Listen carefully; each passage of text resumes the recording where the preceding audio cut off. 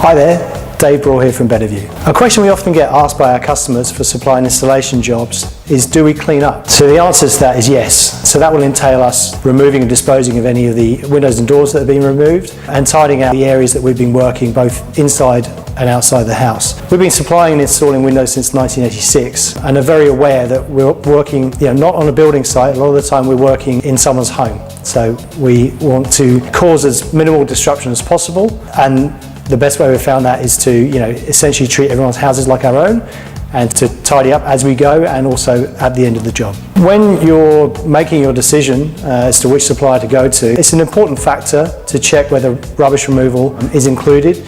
And we've found over the years that the majority of people will either exclude it or will suggest that that's something you would discuss with the installer at installation.